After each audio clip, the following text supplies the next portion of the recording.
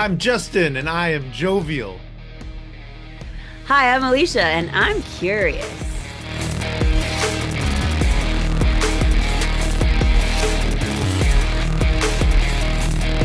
Hey everybody, welcome back. I'm excited. Alicia and Justin Wilder here of the Ex-Wife podcast. If you're not already listening to it, you should be because it is my favorite X-Men podcast, and that is including the fact that I do one too. So it's been a minute since we chatted, Yeah. but last time I saw you guys was at Uncanny Experience.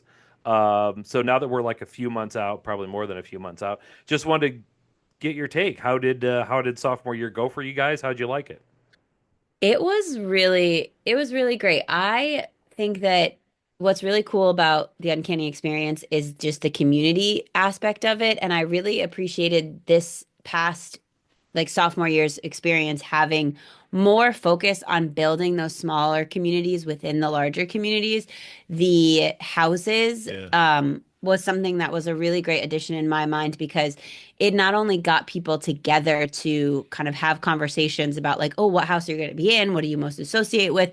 But it created this like extra sense of camaraderie. Like the next day after we did the pep rallies, you'd see people from your house in the halls, and there would be that additional level of like House Pride, House Hellfire, Xavier Morlock, whatever, like yelling through the halls. So that was really fun to see, and just also to see like the fun competitive nature that brought out in people, like an added level of we often all refer to Uncanny like mutant summer camp, and I Yeah. felt like that kind of elevated it in another way to really take that to the next level. And yeah, I mean, just being immersed in the world and getting to interact with people or see people that you only get to see at cons and stuff like that is always such a good time. Justin? Me, so we're in this like equidistant point between sophomore year and junior year, Mm. right? Like I'm rising to junior year, reflecting on sophomore and freshman, but thinking about the future. And I've had a very unique experience over the 2 years where I've gotten to really experience it all in terms of being a staff member in the first year, being a teacher both years, being a part of like the Hellfire experience at night, and then last year really being an attendee and getting to nerd out as boots on the ground. Like, Mm. yeah, I'm one of the people in addition to teaching a class that I really enjoyed. But it was cool to be able to just get all swept in all Mhm. of it, to like really be a part of the immersion and the games and the uncoveries, and just to see the side that I had kind of pulled the curtain back on the first year, but Mm. now to like just be like, no, I'm a mutant. I'm one of you all. Like, don't worry about the faculty badge. It has nothing to do here. I am a student, I swear. But and then being able, it's funny because then when we taught the class, we taught Mm. it in character. Like Alicia is always Kitty. She's Kitty 24 hours a day, 7 days a week. Except for like a few hours when I'm Celine. Right. But so I was not Cyclops, intentionally Cyclops Hmm. until that class. And then afterwards, I just mouthed off as Cyclops. But that gave layers of experience, right? So I was Jamie Madrox for the first day, just kind of like being a part of it. And then I got to be Jason Wingard at night, being a creep. And then I got to be Scott Summers the next day and actually like feel part of the faculty is just getting different entryway points into this immersion. Oh, you were being Jason Wingard? Yeah. I thought you were just being you. Oh yeah. Oh, okay. All Oh yeah. right. That Burn. was low hanging fruit. Yeah, you guys almost didn't make it this time too. Yeah. Oh yeah, it was Harrowing. it was very stressful. I I just I woke up. No, I didn't wake Yeah. up. We were packing. It was the Hmm. night before. We were supposed to leave, and I'm just in my gut. I'm like, we should be doing something about our flight right now because the forecasts of where they're going, like, we're not going to get there in Hmm. all these various ways. And so it was like 11 o'clock at night the night before. I canceled our flights and I booked on another flight that would go through a different location that still delayed, but got us there on Friday, just Yeah. late on Friday. So we missed a couple of the experiences that we were looking forward to and planning to attend. But the fact that we got there, no additional expenses incurred, and we got to just the peace of mind of being able to get there safely. Yeah, and it was definitely kind of one of those things where you have to take a step back in the process. Like in the moment, I was very upset that this was happening and that like we were going to miss some of the Friday night stuff. But at the same time, retrospectively, I was like, Alicia, people lost their lives, people lost their homes, like People can't go you at know, all. yeah, some people couldn't go at all because, there's a natural disaster messing with not just like everybody's lives, but also, air traffic. And you have a moment of going, well, at least I still got to experience this thing. So I'm going to make the most of what I can of it and know that like there are worse things in the world than missing a party, Yeah. even though I really wanted to be at that She was supposed to party. be at the Omega party. We, as the podcast, were co-hosting the plebes party. I don't know. Please, The people, the party of the people, not all those fancies. yeah. Yeah, I'm proud to be of the plebes. Yeah, and the first year the parties were running simultaneously, and so I didn't get to go to the like hangout at the bar before, and I was really excited that we had planned for them to happen, like for the hangout to start before the Omega party. So I was like, I'm gonna get to do both, and then I did none. Yeah, but we got there and we were happy. Yes, yeah, Well, I definitely got to. I went to the Omega party on your behalf. amazing. We Nice. crashed it. We weren't supposed to go, but we were down at the plebe hang. And there was a group of us, myself, Jamie, who else was with us? Adam, Jennifer, and Amy. And we Nice. were literally all just because we were all staying at the same hotel, and we Mhm. were literally coming around the block to the Minneapolis club, and we saw Jordan leaving, and we looked at the time, we're like, well, it's probably about over anyway. So we went over and checked the door, and it was unlocked.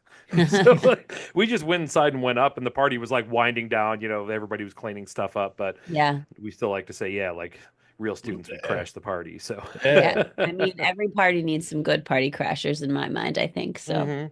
Right, you just recruit a mutant teleporter and it'll get you in. Yeah, yeah, anytime. That was one of the things that happened because I was sort of going through the debate going into that year.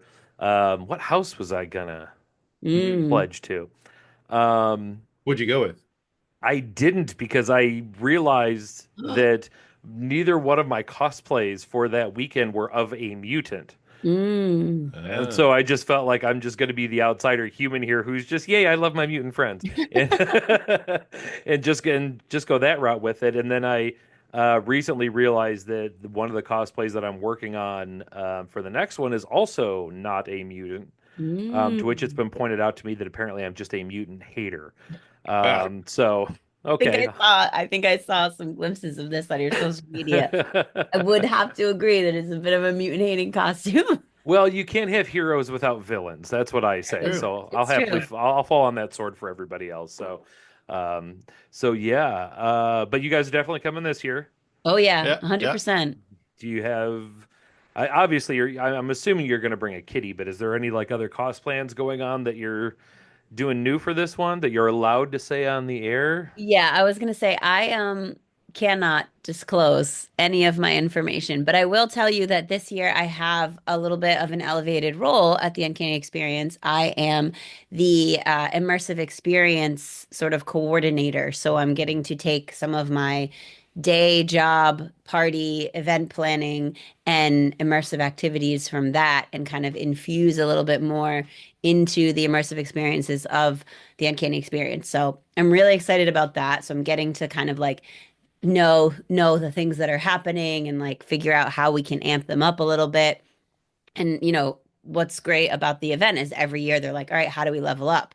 So there's definitely some exciting stuff happening. But until it is officially announced by the Uncanny Experience, I can tell you absolutely nothing She about. signed an NDA. Oh, okay.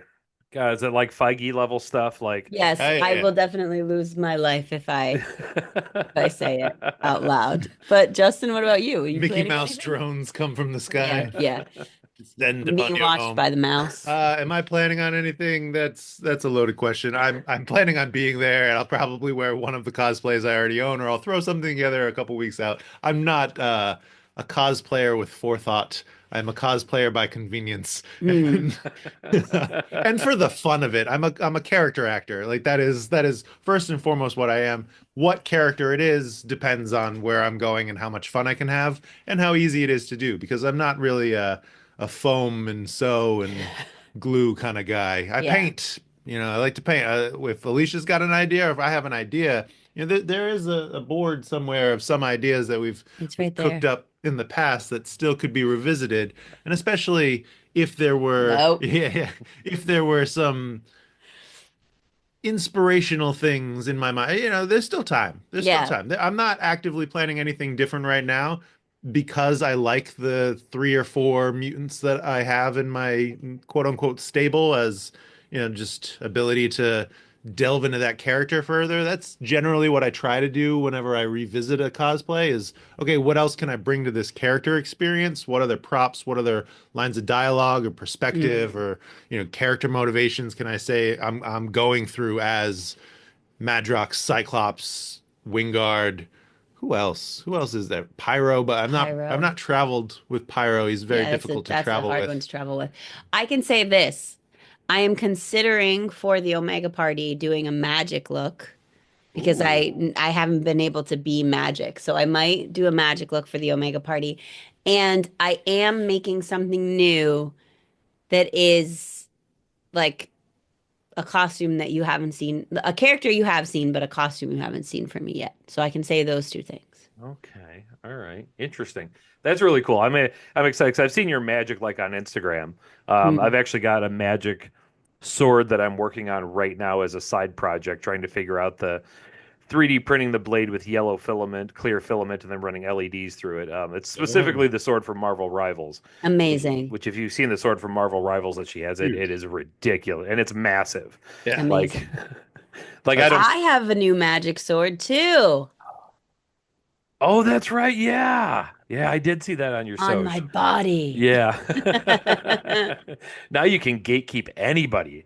Like Oh it my just God. oh, you like magic? Not as much as me, but that is really I keep debating. I've always wanted to get an X-Men tattoo, but deciding what and where is because I'm super picky about that kind of stuff. Yeah, When are you getting yours, Justin? my X-Men tattoo. probably Yeah. never. Yeah, we'll see. I don't. I'm not a tattoo guy that much, but maybe one day, sometime. X-Men, they mean a lot. I thought about the Spider-Man spider somewhere, but I don't Mm. know. I thought about the Legends of Zelda Triforce. Like Ooh. there's a handful of like deep meaning nerd things that have been rattling around in my brain for a while, but nothing that I've been like, yeah, I need that. I want that on my body forever. Yeah. I will say that two things. One, what I like about my tattoo is that there's a soul sword and there's Lockheed, but even if you don't know what that sword and that dragon is, it's still a sword and a dragon. And so it can be appreciated by like fantasy lovers in general. And two, it's on my left arm and it's on the inside of my arm. So if I want to, I can extend my arm and summon my soul sword. And that is a big Oh. nerdy detail that I love so very much. Summon. Yeah. Yes. Oh, that is wicked. Yeah, I don't oh gosh, I was about do you guys I don't think you got in your time in Minneapolis, did you no, you probably didn't meet Adam. Adam, he's a really cool guy. There's a point to this story, I swear to God. Um, he lives in Minneapolis. He does a lot of comic book pressing. And Mm. he's a humongous X-Men fan. He wasn't able to come to Uncanny Experience because work sent him to San Diego that weekend. He was Oh, absolutely hard. He even Nice. had a room booked at the Minneapolis club, like he was ready to go. oh no. The funny thing about him though is that Dylan flat out told me he was like, for the first 3 months I knew you guys, I thought you were the same person. Um, so I between thought you my already had that going with so Sean. that's Right. what's hilarious. All I'm gonna say is that me, Adam, and Sean all have a cosplay planned for Uncanny, and it's gonna be baller. I want to say it, but I don't want to. If they Love want it that. to be a surprise, I don't want to say it, but Keep it's it secret. it's gonna That'll be be more awesome. fun. Yeah. Well, we'll switch over to the comic side of it. Hmm. What'd you guys think of Raiden Graymalkin? Oh man. I love that response already. I I like the concept. there were There are, parts of it that I very much yeah. liked. The first issue, the X-Men issue that was the first of the four, I thought was the best one. I Um, like the villain mhm, and the stronghold mentality. I like how much I don't like them as people in the world, but I mm, do like them as a force that opposes the heroes, especially with what they're doing with the control collars and the prison and just like it's I hate it, which makes me like it right. as a good villain that I want to see get their faces punched in. Yeah, for sure. I think that even though we kind of got reasoning, like a manipulation for the sort of angst between the two teams, Called that. I felt like it was a little bit much, like it was overdone and it was a little unnecessary. Like I understand the conflicts between the points of view, but there were some moments where I just felt like this isn't the real battle and we're focusing so much on this that I don't love that. Like I wish, I don't know, I wish there was a little bit less of that. But, overall, I think the story was interesting, like the idea was interesting, but it didn't necessarily need to be 4 issues long. I think that Yeah. it dragged a little Yeah, I bit. felt like there were some parts that felt a little clunky, felt a little repetitive, especially in a event that is so tight in number of issues. Hmm. But I liked how it was just those 4 issues, those 2 titles, very succinct, to the point, seemingly built out of some unspoken animosity in these phone calls that had been seeded throughout the first Hmm. arcs of those respective mainline titles. And I like the teams, I like the dynamics. It's just some of the believability of conflict and resolution that were a bit suspending of my disbelief to new heights.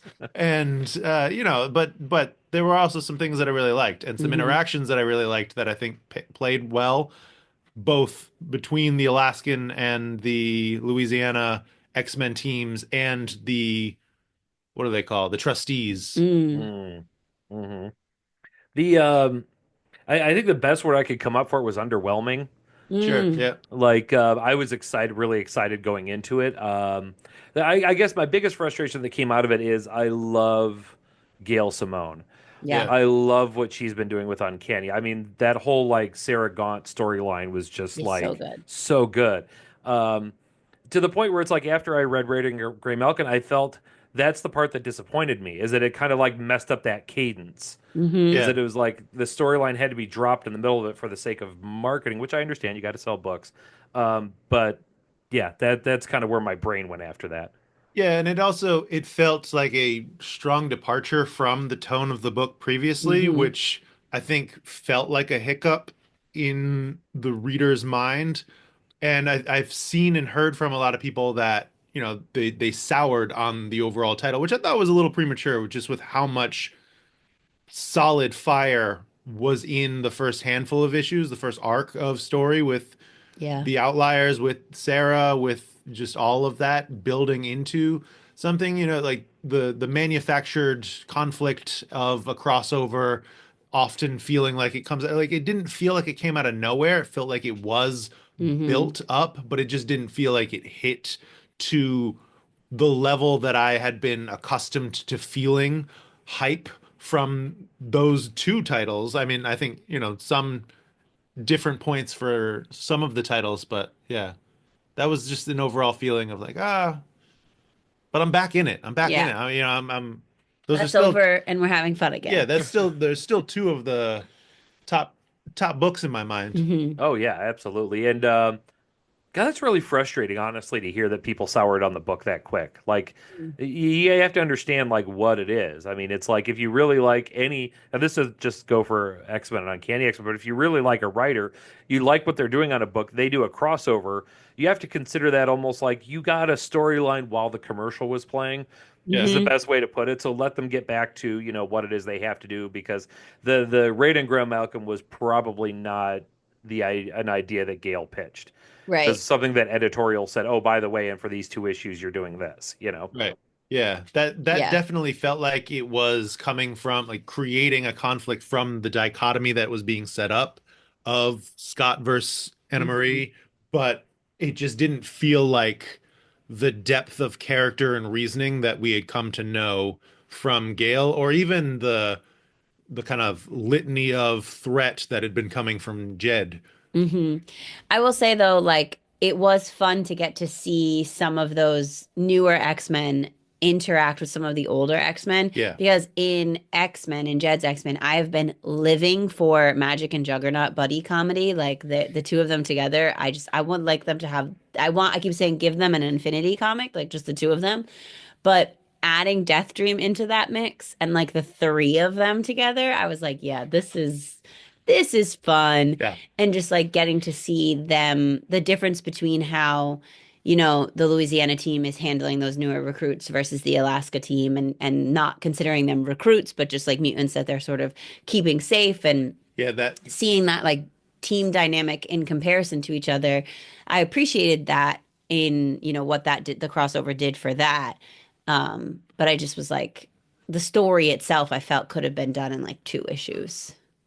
the couple of lines about Rogue bringing children into this battlefield and having that spill out into the next few issues after the fact of like, no, they really are kids and they're being treated like seasoned X-Men and then, the most recent or one of the most recent Uncanny issues where they're basically doing a New Mutants issue, where they're kids at the mall and they're just actually getting to be kids, and it really levels the perspective of what stage these characters are in their growth as X-Men. Mm. They're not X-Men. Like they're fresh off the boat. They're here not even aware of their powers, and neither are we. And there's no training, no learning. And then to dig into that felt like a good, okay, here's our mixer, and then refresh some new investment into the stories Mhm. of these characters. Hmm. And I love the Death Dream character. Oh, Like he's I my just favorite. He's my favorite. like I'm almost positive I went to high school with that kid. Yeah, yeah. Like just 20 years Yes. later he's a State Farm agent now. But yeah, I love that. That is one thing that's really rich. I think about the X universe is there's always that ability to bring in a new crop. Mhm. Like unlike what you can with any other book. 'Cause any other book, like if it's Avengers or whatever, you have to explain where they came from, how they got their powers. Mhm. With X, you're just like, oh yeah, they're mutants, and if done right, it can be brilliant. And I've been loving the whole Outliers thing so far. Yes. Yeah. Yeah, that gets a lot of back and forth flack from people. Why are we creating a whole crop of new characters when we have generations of past characters? And I'm of both minds. I think that you can really add new energy and original perspective in creating new characters. And I love the Outliers. I love a handful Yes. of the other kids from X Factor has some new randoms. X-Men has some new, like just the concept of where they're coming from. Exceptional has all the, and it just the premise of mutants lends itself to that. That's what Stan wanted. He didn't want to write origin stories nonstop.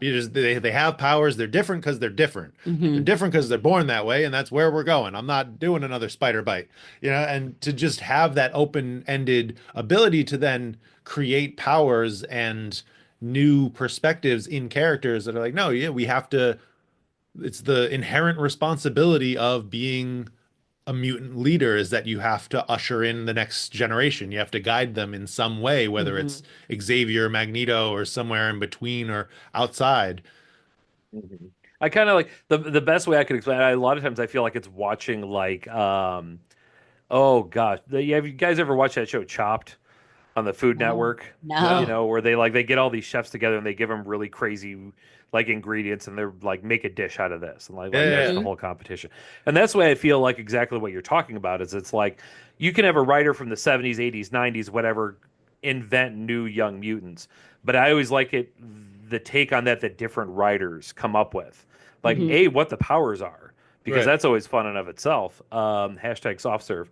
Or their origins where they origin obviously they're a mutation but clearly and of course those change over the course of time like just Yeah. generationally speaking like how a 17-year-old mutant would have felt in the 70s versus how a 17-year-old mutant would feel today, Yeah. hmm especially politically socially with everything that's going on in the world right now, Yeah. would feel very different. So I always feel like it's a fresh take whenever a writer does that. Yeah, you see a lot of that. I feel a lot of that in Exceptional, with the Mm, kids really seeming to have the mentalities of the current generation in high school, being very respectful of consent and personal space and individuality and being upfront with each other. And it just feels like, and it feels like Breakfast Club. And sometimes that's a good thing, and sometimes it's not so much. Uh, mhm. and because, it's also an action hero comic, and I don't feel like I get that sometimes. But But it's also cool to think about like, okay, so you have the writer and then you also have like the environment that they're writing in, and you have them thinking about like, is the environment playing any role on like what these mutations are and like how they develop? Because if you think about NYX and you have Local and his whole I love power Local. set Yeah. is like intertwined in like the transit system, and like that is something that is so perfectly suited for New York City. That did that mutant's powers come about in that way because of the environment that is surrounding them, or did that just happen to work out, you know? But it's cool to think about how the writers can infuse the influence of the environment of where this person is, and add that to how they're creating their power set versus just like coming up with something random, you know, like how does it fit into the story is also a really fun perspective, and Mm. that's going to change with every writer and every location and every team. And that's Yeah, that's what we're here for, right? We're here Hmm. for new stuff. Take a new take, show me something different, or mash things together and call it different. Yeah. yeah, yeah, and that's I mean that's the just like that's interesting though about like the whole idea of evolution and evolving to your environment. Because I Hmm. mean, had he had those powers 200 years ago, Right. Right, who what What would they right, do? right. Nothing. right? They probably not even know they were a mutant. You know what I mean? Mhm. So that being said, as we brought up both of those books, Exceptional X-Men NYX, Mm. how are you guys liking those books? I really love NYX. I felt another deep exhale. It's I am personally having a hard time with Exceptional because of the way that Kate is handling her post Krakoa feelings. I have a lot of respect for understanding that she is really going through it and that she's not happy with the choices that she made at the end of Krakoa. But I feel like the difficulty that I'm having is I understand her wanting to move past that, for her saying like, oh, I made these decisions in the moment and I don't want to make those decisions again, and kind of learning from them. But what I'm not enjoying is the way that the tone is making her go back and either like change the process in which she made the decisions, and like add in that she was regretting it while she was doing it, or that people were telling her that she shouldn't do it while she was doing it.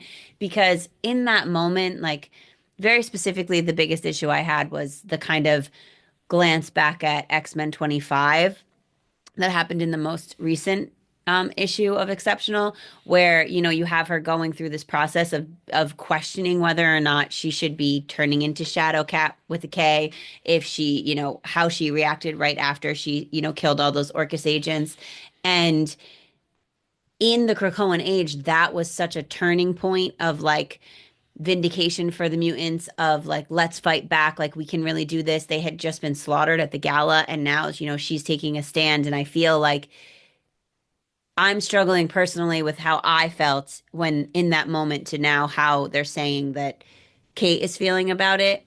And I respect that she is to process her feelings, but I also am like, okay, well, she's processed them for like a handful of issues now. So, like, can we move past it and not make her hating herself in Krakoa her entire character now? But, the kids are cool. Um, I don't think Emma and Kate's relationship is the way that it doesn't feel right to me, It but feels it feels completely unaware of the last 5 years of their relationship. yeah, but NYX is amazing, and I love it and I live for it, and I think that it's a fabulous community of mutants, and I love the highlights of their different perspectives and all the stories and Yeah, where it's going, and we just the got the to family that's being built there. we got to talk to Jackson and Colin, the writers of NYX, recently, and Hmm. really dig through each character and some specifics of them and just what's going on with them, and really hear the joy in their voices as they Hmm. talk in depth about the character arcs that they're playing with. And just the vibe and how deep the story seems to be connecting throughout the city of New York and the Morlock tunnels. Like there's a lot of legs to that book and Hmm. exploration to that book and really trying to do something that is very unique. I'd say both are trying to do something that's very unique. And I think that there are things about each that I respect and like for different reasons, but Yeah. NYX has been one of my favorites Yeah. since the start. Exceptional has some unique things that make me like what it's doing, but it also is missing a lot of hallmark things that make me question what we're doing here. And I just, like it's fine. It's fine if we want to just sit around and talk and expand on characters. But every issue for most of the issue, it starts to feel a little redundant and feel a little like, okay, but I don't really care too much about these random kids and we're not getting anywhere. Like I feel like Yeah. there's not a lot of plot. I need some Yeah. stakes to care Hmm. about them a little more, you know? Yeah. The one the one that yeah, I guess and I'm right there with everything. Like it was one of those books where having really enjoyed the original, like NYX, like when they Hmm. announced this was a title, I'm like, okay, Laura Kinney's in it, so I'm buying it. Like, Right, Yes. right. outside of that, I didn't know a lot about the writers behind it, so I'm like, it'll be fun. We'll go along for the ride. And like first issue in, I was like, yes, Yeah, like Hmm. yeah. this the vibe that kind of like I don't even know if I'm using the word right, but that like kind of like bohemian vibe of like Yeah. we're just kids in the city. Like they're not overly thinking about geopolitical world issues, more of like how do we maintain ourselves here in our own tiny little community. Hmm. Um, That word is very specific to the book, right? Community. It's not a Hmm. team, it's not a strike force. It's right. them building community in New York City, which feels very unique, but still has the big villainous threats of Mojo and this quiet council and just the truth seekers as this next Hmm. level of purifiers. Like it just has so much cooking in that pot.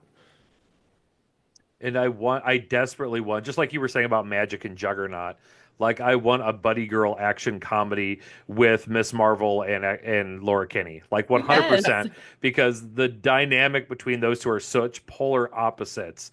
Yeah. It is so great. Like you guys had, I had on Erica Schultz, who writes the Laura Kinney book, Yeah. and she brought up exactly that of like you have like Kamala Khan, who at any point in time, the drop of a hat can call her mom, her dad, her brother, her cousin for emotional advice or support or Hmm. anything else like that. And whereas Laura's just used to 100% relying on just herself, Yeah. mostly in a prison that's self-made because Yeah. that's Yes. survival, you know. Right. Yeah. But yeah, but the only one thing that really threw me off about NYX is the one where it was the cover was Sink and Who Else, a fight to the death, Oh, Prodigy. Prodigy. and it was anything but. Like it was like they threw down, they exchanged some words, and then they were blown it up by the end of the issue. I'm like, Yeah. okay, all right, fair, you know. Well, That's another one of those moments where I just feel like I wonder the difference between what the writers pitch and then what the marketing team is like, this is what we're putting on the cover to sell this story. You know what I mean? Because you're like it was the Avengers versus X-Men was another one that they had going. They're like Avengers versus X-Men again in yeah. baseball. Right. Well, I Right. feel like that was Jed. That was Jed dunking on all of us, right? I'm pretty sure the writers at least write the solicitation text. I don't Mm, know how much they are involved with any of the call outs, and I'm pretty sure they're at least aware of the direction of the cover, but it doesn't necessarily have to be specific to, mm, uh, you know, build up some expectations and then subvert them. And then, because I really liked that issue, we got a lot of people that were like, ah, this was kind of the nothing burger of a interaction. But really what you did was display the opposite sides of this ideology that's brewing in the wake of no Xavier and Magneto dynamic. And how do you learn from them and start to stake out what are options for the future? I think, Sync has such a unique perspective because he has so many years under his belt, mm. because he has In the seen vault. in the vault. I don't know if you remember, but he was in the vault for like 500 years. Yeah. And, I just feel like that gives him this not jaded, but kind of like just pessimistic view on what could be done, and then, Prodigy just wanting to not lead, but gather and to support. And I felt like they were unique directions that you could go if you were going to be a mutant leader. And I Hmm. feel like that's generally the line's uh the operation. Like it's figuring out who would be another leader in the wake of none of these guys, Mm. and what would they say, what direction would they take us, where would Scott take us? We kind of know. Where would Rogue take us? We know a little bit, right? Where would Kitty with some Emma take us? Where are the bunch of the kids that don't have someone stepping in and saying I'm the captain? Where would they go when they have more of a senate, a democracy of they Hmm. decide how do mutants govern themselves?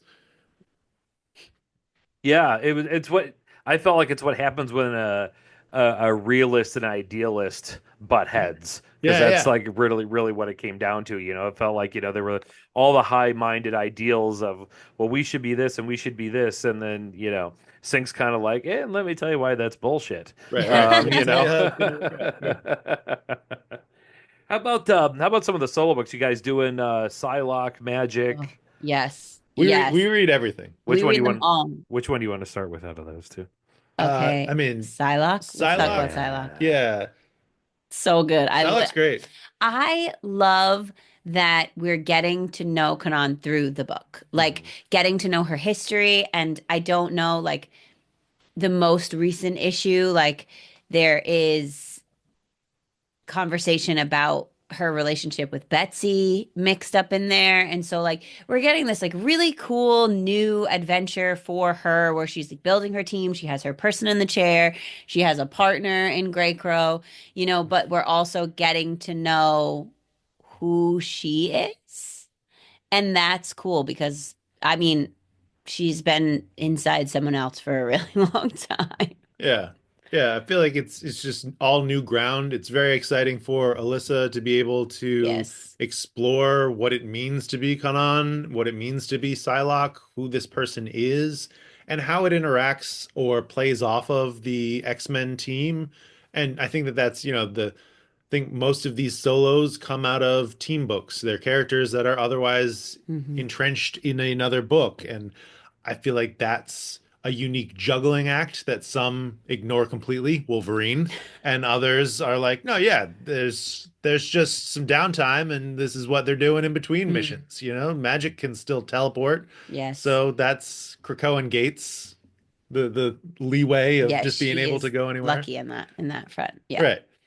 I love the art. I love the direction. I love the just ninja vibes, and I really enjoy how each solo is really staking its claim of it's a solo, but here's my support team. Mm. Here's the group that's coming along for the ride that play off of me, and Devin is an interesting new character. Grey Crow is great to bring that relationship back, and even Shinobi Yeah. as this not really ally, but kind of there for some things. He's the NPC that you don't actually want to hang out with, but has You need interesting him. connections, right? He'll give you the next quest, but he's not coming along for the ride. Yeah, no, Right. no. He can't come. Mm. And oh my gosh, we only have one issue of Magic so far. Two. Two Oh, that's right, two. Yeah, I haven't this read week. two. That's why. Okay, we Yeah. I won't go into it. Yeah. The first issue alone was like, I read that first issue and was like, wow.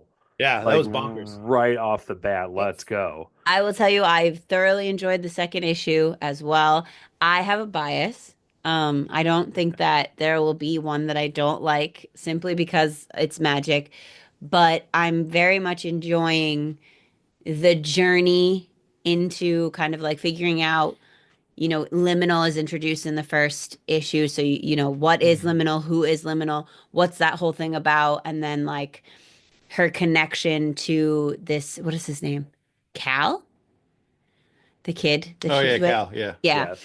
And just, I really enjoy the way that Ashley writes this story and the way that she infuses like and the adventure and the quest and the D&D of it all. in Yeah. there. When we met Ashley at Uncanny Experience, that was an instant connection point was D&D. We've Hmm. been playing in a campaign together. We're part of a party together, and just seeing that delivered in the first issue, the utilizations of spells and to silence, like silencing the verbal component of spells, and this idea of like kind of a lore dump of what this world is, and it's just so unique Hmm. from a lot of the other line. It's almost I catch some similarities to Helverine and how Yeah. that's doing infernal magic and darkness, and it just Magic feels like a character that's long overdue for a story like this, and it's exciting to see it happen and to really feel like it's got a lot of the best ingredients cooking into this. We got to talk to Ashley on the podcast about Magic, the character, but also the direction for Mm. the arc, and just how much that conversation got us excited for where things could go, and just who this person was, and had not yet to be explored, but was very well known by the writer. That was really exciting. This burden of having grown up prematurely and Mm. being forced into these darker realms. And I'm really excited too about the exploration of her relationship with Darkchild, because we so often see Darkchild just used as a tool to like come out and fight when needed. And it's really interesting to kind of connect Magic's personal inner demons with this, and this idea of how does this thing that is deep in your soul that can be your strength, can it also be a detriment to you? And like, how do you control it? When do you wield it? What sort of toll does it have on you every single time you use it? Like you think about that in relationship to like Wolverine every time he pops his claws, like he feels it, right? So like every time Darkchild comes out, like she feels it in some way. And so like where does she draw the line of like when do I use this thing and when do I not? And when is it a source of good? When is it a source of evil? And finding the balance. And in the first issue, we also learned that there's like lore that yeah, Darkchild is basically the doom, right? Like that's the end result that is the most negative. And so kind of seeing how that prophecy gets negotiated throughout the story is really cool too. I just think it's a really interesting story, and it's so badass, and I just like I love the art. I love the story. I yeah. love that Magic gets a book. The I colors too, they're so vibrant. Magic and Laura Kinney Wolverine are the two books that generally it doesn't matter what time it is when I get home on a Wednesday, because I usually work late on a Wednesday night. I'm picking them up and I'm reading them. Mm. I usually wait until a little later to read the comics, but when those two are coming out, I'm like, I need it now. I will take it Yes. now. Yes. Yeah. I'm the same way. I have like just a few of those where I'm like, if I don't get, because a lot of times I'm running home. So I have this thing where I go to work in the afternoon. Mm. So my local comic book store opens at noon on Wednesday. Normally I get there like right before they open, get to walk right in. Because dude, I'm not gonna lie, I'm such a sucker for variants. Oh, And I, I've gone in a deep dark hole of Magic variants. It's a oh, problem. you would probably not to that extent, but I managed to get, I think, like three of them for Oh no, issue number that's worse one. than okay, Is good. Are those rookie numbers? I need to pump No, those no, numbers up. Oh, no.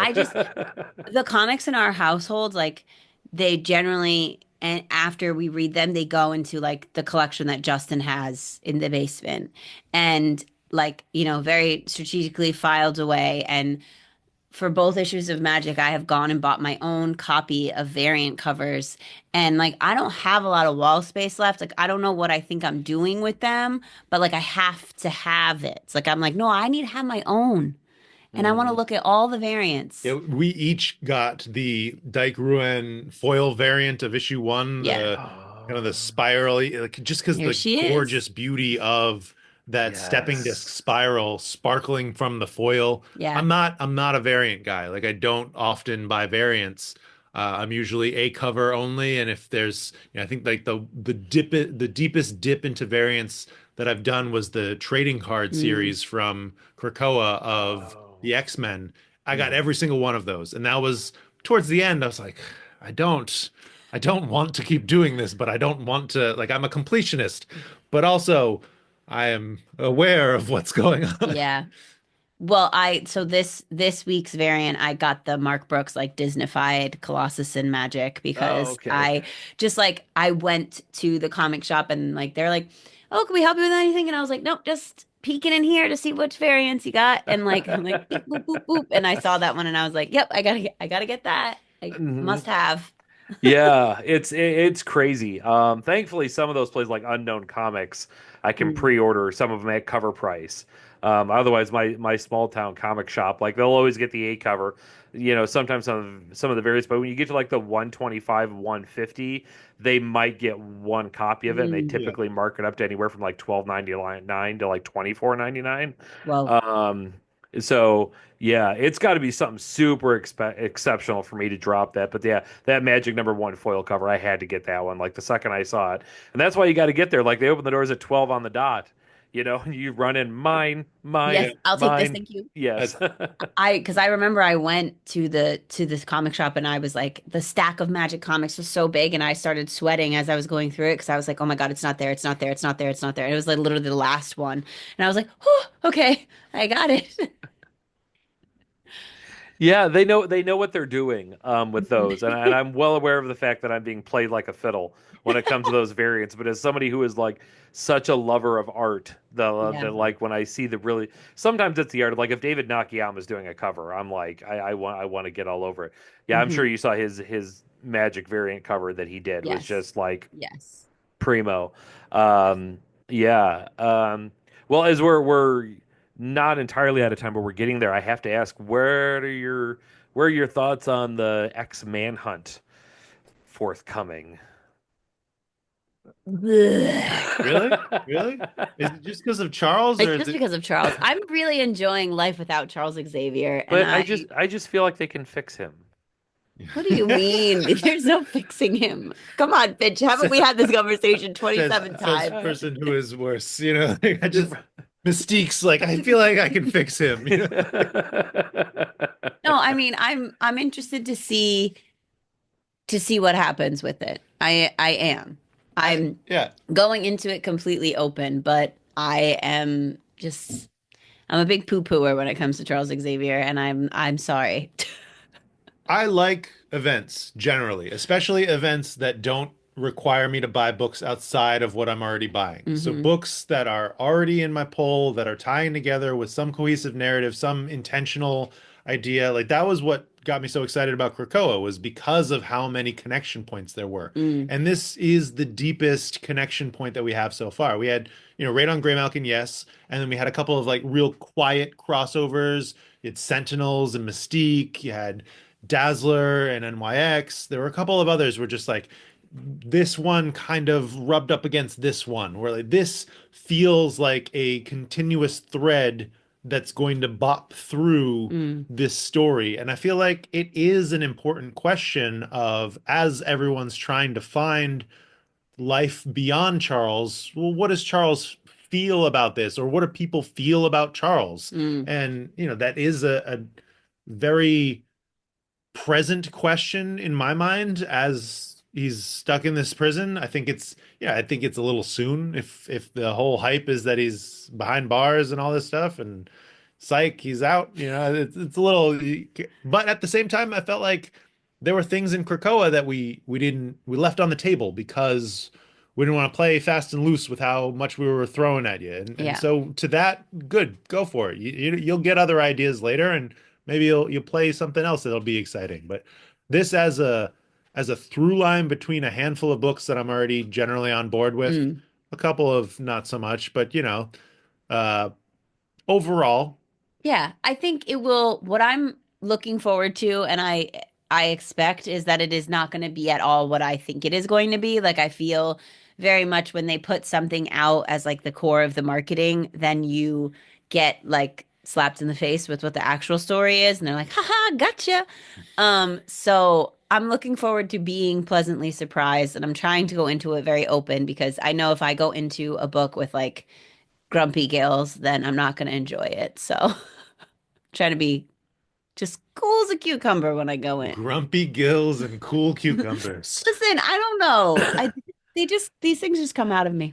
Alicia, is there a way that Xavier could be redeemed in your eyes? Is there a way where one day you'd say, you know, that guy did a lot of bad shit, but I like where he's at now, and maybe we Yeah. can begin to build something? There is. If he could admit that Just he own it. enjoys his villainous tendencies sometimes, Yeah. like if he could admit that he is actively using people for his own gain once in a while, or that he manipulated you because it was good for him, then I will be like, yes, okay, own it. It's Like good for the mutants. it for me, it's his like it's his reasoning for everything that he's doing is because I'm doing it to save you. I'm doing it because You're my you children. need me to. I'm doing it because I love you. And it's like, no, you're doing it because you want to be the person who's doing it. You want to be yes, you have been the reason, right? Like you're the creator of the X-Men.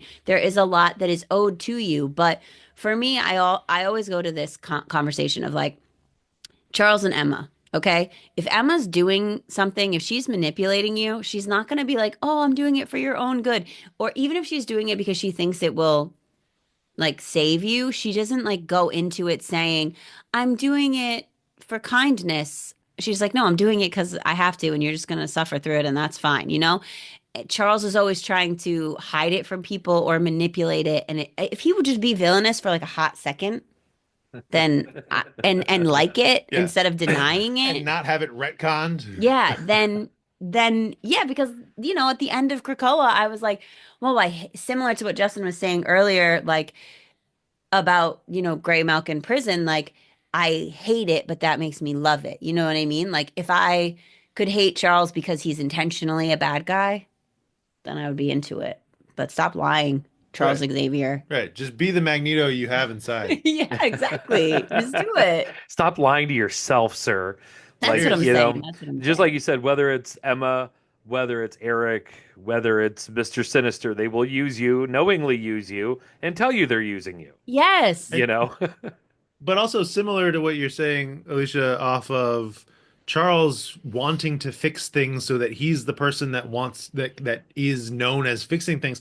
That's the downfall of so many Of mutants. That's course. the downfall of Forge, of Beast, of Mr. Sinister. You know, like that's the downfall of so many individual characters that they want to be the king. They want to be the person that fixed the problem, and they don't want to share that limelight with anybody else. Yeah, yeah, but like Sinister will not shy away from Well, the sure, fact that yeah, he wants to be the king. but he's a mustache twirling bad guy. Like I he love Yeah. is it. he is delicious because of the fact that he is Yeah, irredeemable. yeah, Yeah. yeah, I agree with that.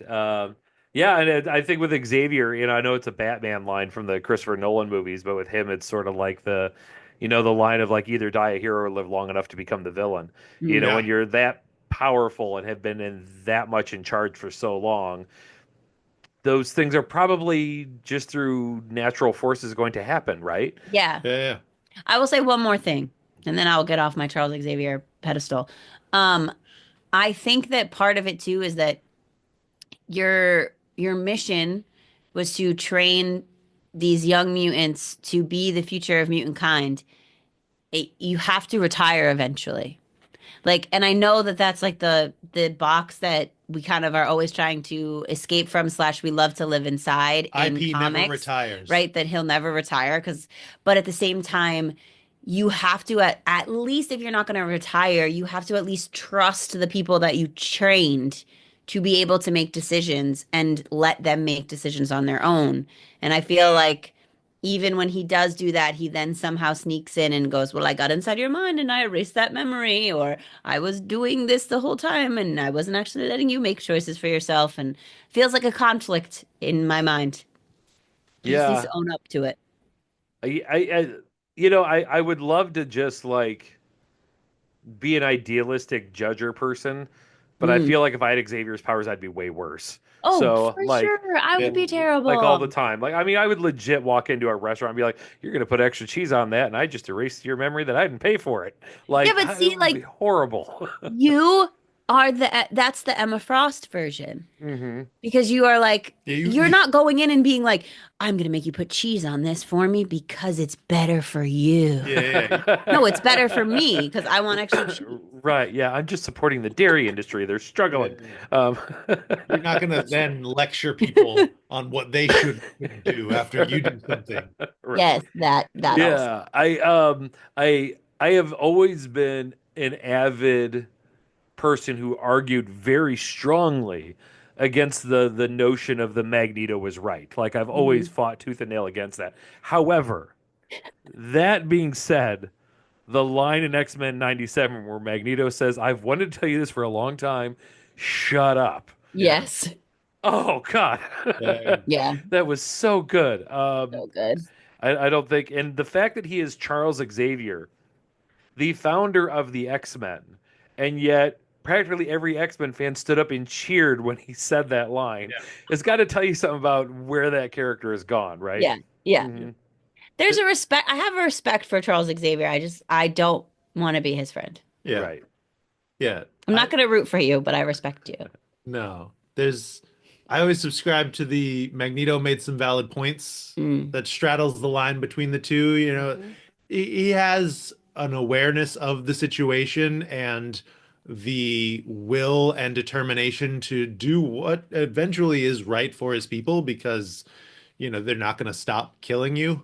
It's just he goes at it in a way Mm. that yeah, I Can be can't fully questionable. support, right? I wouldn't say right, but that's why I think Krakoa was so strong because you temper one and inflict the other with a little bit of each other. Mm. That's why I think Scott is right because he is the one that has learned from both sides to Mm. see, okay, and is, sometimes a little stubborn, sometimes a little unwilling to see others' perspective, but at least entertains the perspectives of those that he trusts and respects. Hmm. And I feel like there's not a lot of that I can say about some of the other characters.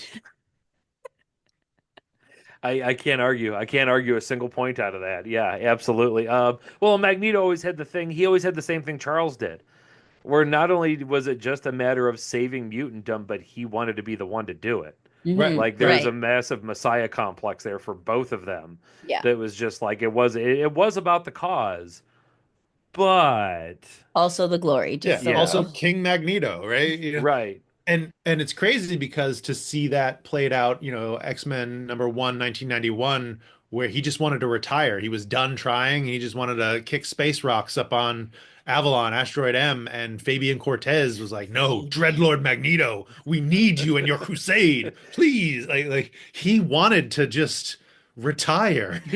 Hmm. Yeah, and we've seen that on occasion. Now we just need Charles to do it, right? Yeah. Right, right. Yeah. Yeah. Yeah, Well, if Charles can be the elder statesman advisor to someone else in the same way Please. that Magneto is to Cyclops, I'm here for it. If he mhm. can step back a half step and say, I'm here, I will follow your lead. I don't know to who he would actually do that. Maybe Storm, if they could actually get on the same page. But Well, guess we'll find out whatever Yeah. X-Manhunt brings us. X-Manhunt seems to have her in an interesting feeling of where she is reacting to Charles's actions. So. Yeah, yeah. I think we need to get back to a point where we're back at the school, and Xavier's just the school counselor with an office down the Right. hallway. Like Yes. Yeah, that's yeah. students come in and complain when they're having issues with math, and do they need problems with the curriculum, and Yeah. where should they go Yes. for college after this? And He is an yeah, He's advisor for he's a sure. professor emeritus. He's not actively teaching classes, but he is given his due and respect, and sometimes he shows up to events. Yeah. right. Guest lecture once in a Right. while. We Yeah. learn from him, but we also say, all right, guy, you're like 90 years old and you spout some pretty racist things. So just Right. go sit in your chair, leave us alone. I mean, I might put him in charge of union negotiations Sure. when Great. that comes up because that could be fruitful. Yeah. But yeah, outside of that, but we are there. We plowed through an hour like Let's nobody's go. business. It's always great talking to you guys. I like Yeah. it is a Yeah. crime against nature, not just with you guys, but with like everybody in the community that we're spread out all across the country and all across the world. And Uncanny is like the one time of the year where we can all, and then it feels like in 5 minutes it's over, and It's everybody gone. disperses back out into the world, and you go, well, Right. shit, maybe next See y'all time, you know, next year. See you guys right? camp next year. Yeah, exactly. But yeah, I know I don't need to tell you this, but keep doing the podcast by all means. I guarantee you you. everybody will keep listening. Ladies and gentlemen, Justin and Alicia Wilder, the Ex-Wife podcast. Which, by the way, I don't know if I told you, this was the first X-Men podcast I ever listened to. Like Oh. period. Like Oh my gosh. yeah, I was out of comics for probably 6-7 years. Like completely turned, like just that part of my brain was turned off. And I have to thank Michelle Waffle Otero for it. Oh, thanks, Michelle. She's the one who did it. Like, because I was doing another podcast where I just interviewed cosplayers, and I interviewed Brittany. You guys know Captain Britt. Yeah. Who's one Love of my her. closest, dearest friends in the world. And she's like, "Oh, you like X-Men? You'll love my friend Michelle." And I'm like, "Oh, okay." Had Michelle on the podcast. Spent an hour talking to her about X-Men, and I'm like, "Oh no." Oh have you done? no. Something inside me What has has awoken. happened? Yeah, and I think something at the time she shared something in one of her Instagram stories about your podcast, I think, and I went, "Oh yeah, there's probably X-Men podcasts out there." And yeah, so yours was the first one. So I'm definitely going to keep listening. Thank you guys so much for coming on, and Anytime. yeah, we will see you at Uncanny, right? Yeah, you will. All right, well, we're out of here, everybody. Peace out. Bye.